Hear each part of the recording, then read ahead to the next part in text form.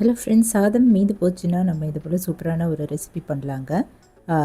பன்னீர் fried rice night டின்னருக்கு சூப்பராக எப்படி பண்ணலான்னு பார்க்கலாம். இப்போ பன்னீர் இது போல் க்யூப்ஸாக கட் பண்ணி எடுத்து வச்சுட்டு தோசைக்கல் போட்டு அதில் கொஞ்சம் ஆயில் ஊற்றிட்டு காய வச்சுட்டு இதில் கொஞ்சமாக சால்ட்டு போட்டு கலந்துட்டு நம்ம சாட்டை பண்ணி எடுத்துருவோங்க. ஃப்ரை பண்ணிக்கலாம். திருப்பி போட்டு லைட்டாக அப்படி ப்ரௌன் கலர் வரும்போது நம்ம ஒரு கிண்ணத்தில் எடுத்து வச்சுருவோம். இந்த ஃப்ரைட் ரைஸ்க்கு வந்து கொஞ்சம் capsicum, spring onion, carrot, beans இதெல்லாம் பொடியாக அரிஞ்சிக்கலாங்க. கோஸும் இருந்தது, அதே அரிஞ்சு எடுத்து வச்சுக்கலாம். பூண்டு ஒரு 6 பல் சின்னதாக அரிஞ்சு எடுத்து வச்சுருவோம். வெங்காயமும் கட் பண்ணி எடுத்து வச்சுக்கலாம். டொமேட்டோ சாஸ், கொஞ்சம் மிளகுத்தூள், உப்புலாம் எடுத்து வச்சுக்கலாங்க.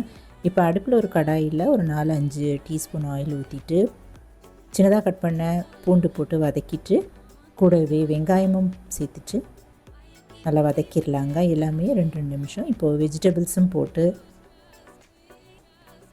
எல்லா வெஜிடபிள்ஸும் சேர்த்துட்டு 2 நிமிஷம் போல் வதக்கிட்டு இந்த காய்கறிக்கு தேவையான உப்பு ஒரு 1/4 டீஸ்பூன் சேர்த்துட்டு கலந்துட்டு மூடி வச்சுருவோம். 2 நிமிஷம் அப்படியே வேகட்டுங்க.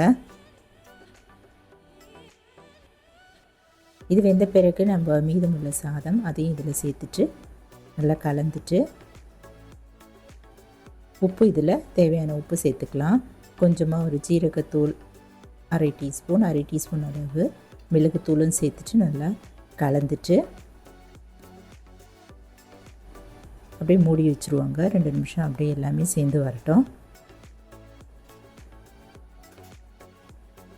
இதில் வந்து 2-3 டீஸ்பூன் அளவு டொமேட்டோ சாஸ் சேர்த்துக்கலாம். இல்லைன்னா சோயா சாஸ் இருந்தால் கூட நம்ம இதில் ஆட் பண்ணிக்கலாங்க.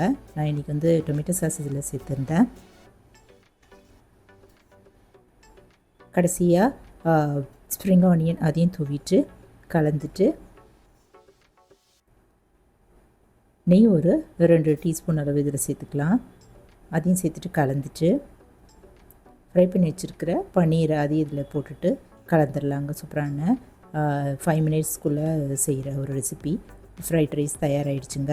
நைட் டின்னருக்கு சூப்பராக இதெல்லாம் செய்யலாங்க. சாதம் மீந்ததுனாலோ இல்லை நம்ம நைட் என்ன டின்னர் பண்ணணுன்னு யோசிக்கிற நேரத்தில் சாதம் வச்சுட்டு இது போல் குயிக்காக ஒரு ஃப்ரைட் ரைஸ் செஞ்சிடலாம்.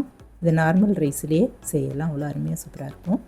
நீங்களும் இது ட்ரை பண்ணி பாருங்கள். இந்த வீடியோ பிடிச்சதுன்னா என்னுடைய சேனலை சப்ஸ்கிரைப் பண்ணிக்கோங்க. தேங்க்ஸ் ஃபார் வாட்சிங். நன்றி, வணக்கம்.